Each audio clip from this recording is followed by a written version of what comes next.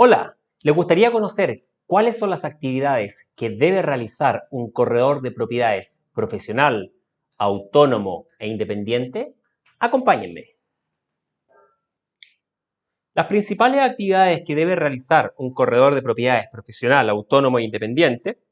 Primero, entender las formalidades que debemos cumplir como corredores.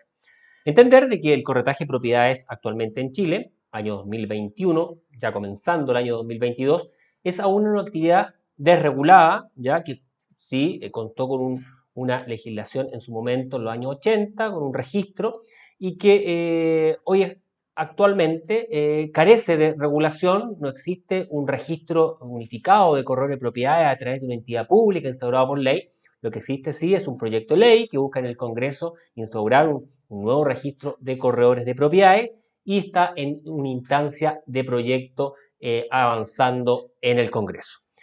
Segundo, ahí surgen las formalidades en el corretaje de propiedades, en donde actualmente el corredor de propiedades tiene que cumplir, por un lado, lo que es la iniciación de actividades en servicio de impuesto interno, ya sea en primera o segunda categoría, según sea el caso. Y por otra área, tiene que cumplir con la patente profesional de corretaje de propiedades. Son las dos formalidades que hoy en día debe cumplir un corredor de propiedades para estar en regla según la legislación vigente. Primer punto, formalidades.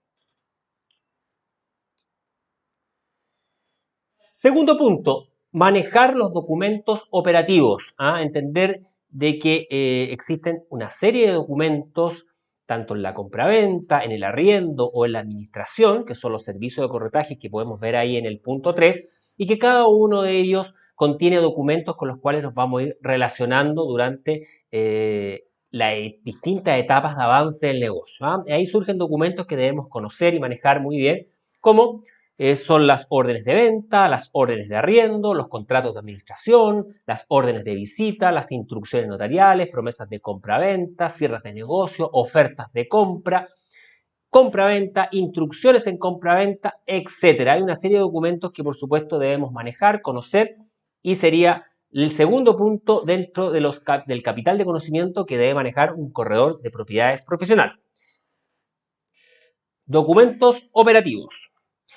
Tercer punto, servicios de corretaje de propiedades. Como ya anticipé, los principales negocios son la compraventa, el arriendo y la administración de propiedades, que se pueden dar en su conjunto, o una o dos de estos servicios, o los tres en su conjunto, pero también se suman otras áreas, como también los corredores que asisten a inversionistas en remates judiciales, los corredores que también asisten a inversionistas en lo que es apalancamiento y con convenios con inmobiliaria. Bueno, son servicios más sofisticados que se van sumando y que se agregan a lo que es la tradicional compra-venta, arriendo y administración de propiedades. Entonces, servicios de corretaje de propiedades.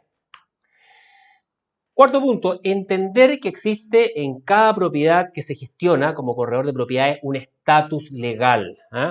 Cada propiedad tiene un estatus legal y también tiene un estatus normativo y un estatus físico. Primero voy a explicar el estatus legal. ¿Qué es lo que comprende el estatus legal? Es, primero, entender que el corredor de propiedades tiene la responsabilidad de confeccionar una carpeta legal que es la que se requiere para estudio de títulos, ¿ya? Necesario para blindar toda escritura que se realice especialmente en la compraventa, en donde lidiamos nosotros como corredores de propiedades. Y esta carpeta contiene una serie de documentos, principalmente del conservador de raíces, llámese dominios vigentes, sin vigencia, certificados GP, que es el certificado de gravamen, hipoteca, provisión e interdicciones, certificados de la dirección de obras, certificados de números, certificados de no expropiación o afectación de utilidad pública, certificado de recepción final, los principales certificados de la dirección de obra que se requieren. También está certificados que se requieren de servicio de impuesto interno, como el avalúo fiscal, certificados de tesorería, como el certificado de deuda, de contribuciones, pago de aseo, según sea el caso, cédulas de identidad de las partes que intervienen vendedoras, también certificados de matrimonio que se generan en el registro civil, etcétera. Hay una serie de documentos y si es una empresa, por supuesto, en el registro de comercio del conservador de raíces, también tenemos que generar documentos, sobre todo vigencia de sociedades. Estatus legal, el siguiente punto a tener en consideración. Estatus legal, el siguiente punto a tener muy en consideración.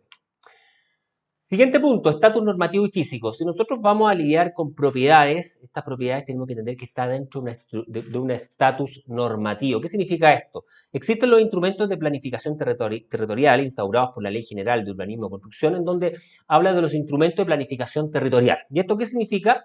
Significa que hay distintas instancias, partiendo por una planificación nacional, regional, intercomunal y planes reguladores comunales, en donde tenemos que nosotros como corredores conectarnos con esta información. ¿Por qué? Porque si estamos gestionando un bien raíz y que obviamente está en su máximo potencial, como es un terreno o una casa que tiene un terreno, tenemos que estar muy atentos a cuál es su mayor y mejor uso, principio que obviamente también es de tasación.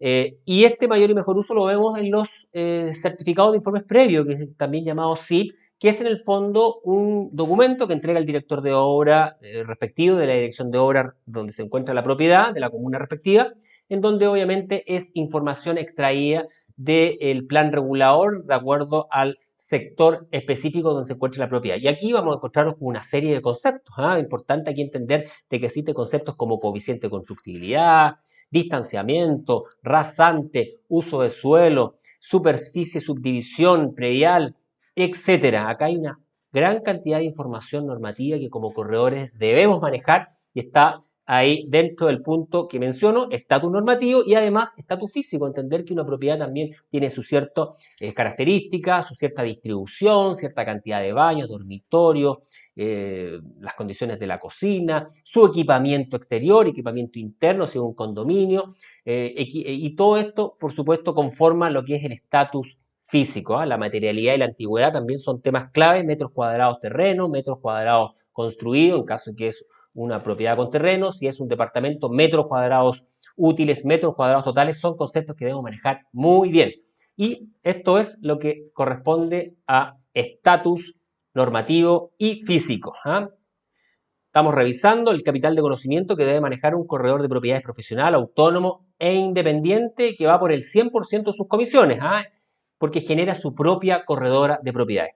Siguiente punto, financiamiento inmobiliario. Es clave como corredor de propiedades entender de que cuando nos relacionamos con una venta de una propiedad, entender que puede existir 4 escenarios posibles en el cual nos podemos relacionar en esta compraventa. Puede existir una venta contado, puede existir una venta con crédito hipotecario, puede existir que la propiedad que estamos gestionando tenga o no tenga deuda vigente al día. Y aquí surgen 4 escenarios que debemos examinar y analizar en detalle, ¿ya? ¿Por qué? Porque acá es donde nosotros debemos ser expertos, nuestros clientes nos van a preguntar a nosotros como corredor de propiedad en qué etapa, cuánto tiempo falta para la firma, cuánto tiempo falta para la inscripción en el conservador de raíces, cuándo voy a entregar la propiedad, cuándo vamos a recibir el dinero. Bueno, son consultas, dudas que obviamente van a ser planteadas por sus clientes y acá es clave entender los escenarios que les acabo de comentar. Y el financiamiento inmobiliario es uno de ellos que requiere ser más acucioso porque son tiempos más prolongados y manejando obviamente bien estos procesos mediante líneas de tiempo e hitos y acudir a las instancias que corresponden es clave. Y ahí es donde podemos encontrarnos si una operación contado y la propiedad tiene deuda. Es importante ahí entender que existen entidades alzantes que obviamente debemos contactar, solicitar cláusulas de alzamiento, certificados de prepago, una serie de consideraciones que debemos tener en caso que la venta se realice contado y la propiedad tenga deuda. Ahora, por otro lado, si tenemos una propiedad contado y la propiedad no tiene deuda, por supuesto es un trámite más expedito y ahí hay que analizar el hito, la línea de tiempo y el proceso, desde que se cierra el negocio, en qué momento ahí se realiza el estudio de título, se redacta la escritura, se coordina en notaría y esto luego se lleva al conservador y se inscribe. Es la operación más simple, la operación contado, pero ya cuando hay entidad alzante, además hay que incorporar estas famosas cláusulas de alzamiento que se solicita a la entidad alzante y también tiene que acudir a firmar luego que comprador y vendedor firmen, tiene que firmar la entidad alzante. Ahora, todo esto se vuelve más complejo cuando la venta se realiza con una entidad que financia el comprador y tradicionalmente a través de un crédito hipotecario. Y ahí es donde surge ya una instancia en donde tenemos que firmar promesas, sí o sí, tiene que existir una tasación impuesta para constituir una garantía, sí o sí, y por supuesto tenemos que comenzar un estudio de título alineado a lo que va a solicitar un abogado de esta institución para obviamente dar el ok y pasar a redacción y se pueda constituir esa garantía y la propiedad se pueda vender. Entonces, ahí hay escenarios previos, que son anteriores a lo que es el momento en que se firma la compraventa. Vemos que también se firma una promesa, en donde también se dejan garantías cruzadas, se dejan los horarios del corredor, y después cuando llegue el momento de la compraventa, por supuesto también se dejan instrucciones para la compra-venta, ¿ya? Ahora, muy importante, ahí surgen también los pies y los pagos totales en caso que sea compra contado. Muy importante, después tienen que firme comprador y vendedor y que en notaría pasa una serie de situaciones que obviamente tenemos que entender, como también temas tributarios, hay que llenar declaraciones de no habitualidad, como también expuesto políticamente. Bueno, son temas que por supuesto en notaría ahí el notario se encarga ahí de proveer los certificados para que las partes firmen ahí sus declaraciones.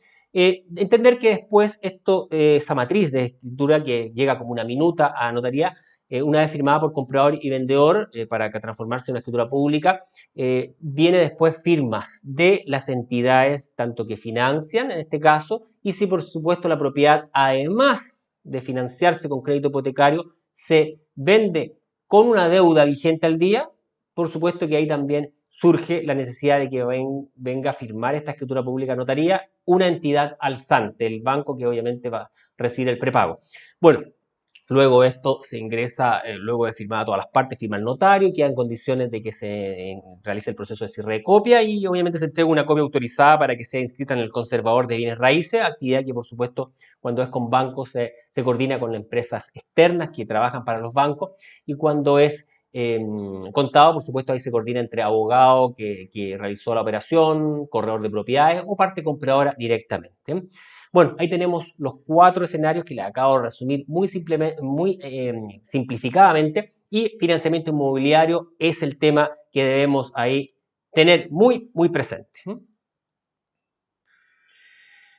Marketing inmobiliario digital. Acá es importante entender que tanto como existen estrategias de captación de propiedades, también existen estrategias de colocación de propiedades. Vamos a entender que tanto como nuestro objetivo como corredor es buscar a personas que requieran vender su propiedad, que requiera que alguien le arriende su propiedad o que requiera que alguien le administre su propiedad. Y el corredor de propiedades tiene un papel fundamental en generar los puentes en todo hoy en día las alternativas digitales que obviamente nos permiten conectar con este potencial prospecto y por supuesto ahí es clave conectarse con herramientas desde partir con una página web, aprender a adquirir un hosting, un dominio, generar una página web simple. Hoy en día existe el sistema de plantilla que por lo demás son provistos en forma gratuita por algunos hosting, sacar provecho a lo gratuito. Y junto con ello también todo lo que es la red de tráfico. Importante entender que cuando hay una red de tráfico a la cual podemos acudir, dentro de ellos marketing de buscadora, a través de Google Ads, también la red de display, la red de YouTube, que son los videos que obviamente están a través de Google. Y junto con ello también tenemos las redes sociales a la cual hay que acudir ya con algo más preparado como es el marketing de contenido. Por supuesto, esto va a permitir generar una red de tráfico que obviamente llegue a una página web que especialmente tengamos acondicionada en una de sus páginas y que la vamos a llamar una página de aterrizaje, las famosas landing page. Entonces, esta página, por supuesto, tiene un papel fundamental, se redacta de cierta forma porque lo que busca es generar conversión de datos, de prospectos que nosotros podamos traducir en cierre de negocio y en el corretaje de propiedad el cierre de negocio se va cara a cara, face to face. Esa es la forma lo más tradicional posible. Marketing inmobiliario digital es una herramienta clave en donde por supuesto nos vamos a conectar con herramientas digitales y obviamente campañas que vamos a aprender a levantar. Eso es clave para construir un negocio exitoso. Hoy en día, si no está en internet, prácticamente tu negocio está destinado a un fracaso prematuro, así que obviamente las habilidades de herramientas digitales no las incorporas rápidamente. Entonces, el siguiente punto es marketing inmobiliario digital.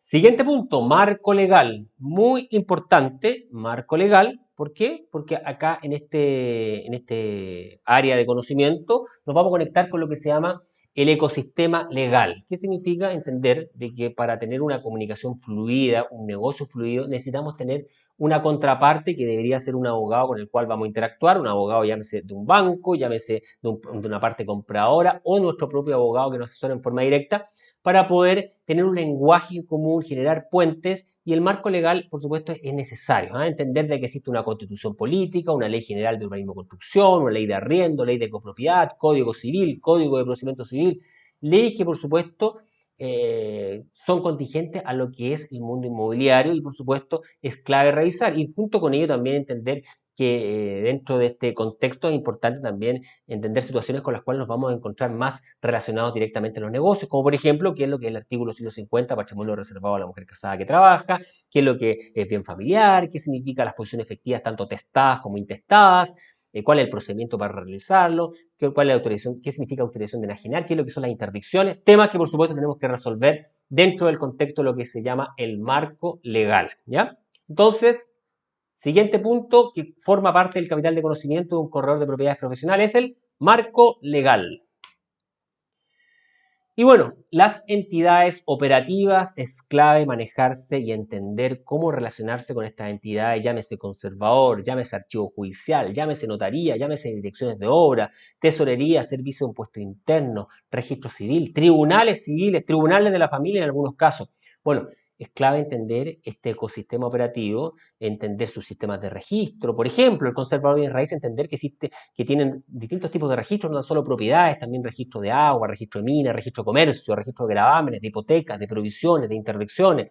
Por otro lado, entender también que tiene un sistema de ordenamiento en base a tres conceptos clave: fojas, número, año. Entender de dónde proviene eso, la historia también de los conservadores de su reglamento de 1857 es clave, entender que trabajan en base a jurisdicciones, ¿ya? Muy importante, conservadores, archivo judicial, un depósito de escrituras públicas en donde podemos acudir a obtener información histórica, entender por qué nos vamos a ver relacionados en búsqueda histórica por un tema de prescripción en la ley. Los abogados te van a pedir como mínimo 10 años investigar una propiedad hacia atrás y acceder con los documentos que tenga durante este periodo. Muy importante entender el por qué. Entonces, y cómo acceder a estas entidades, qué documentos se requieren, qué datos se requieren, es clave dentro del capital de conocimiento. Por ejemplo, en el archivo judicial, entender que debemos conocer el nombre de la notaría, el repertorio, la fecha en que se firmó esa escritura pública, las partes que intervinieron. Con esos 5 datos ya podemos realizar una búsqueda y obtener un documento, una copia, por supuesto, autorizada por el archivero, que obviamente nos va a permitir para conformar la carpeta legal para estudio de título. Esta investigación histórica también que debemos realizar dentro de las propiedades. Bueno, estimados corredores, acabo de realizar un resumen muy breve de lo que es el capital de conocimiento del corredor de propiedades profesional, pero busco ahí conectarme con todas estas áreas de conocimiento que les pido poner especialmente atención si quieren entregar un servicio profesional de calidad, autónoma e independiente, y lo más importante, vayan siempre por el 100% de sus comisiones, ¿ya?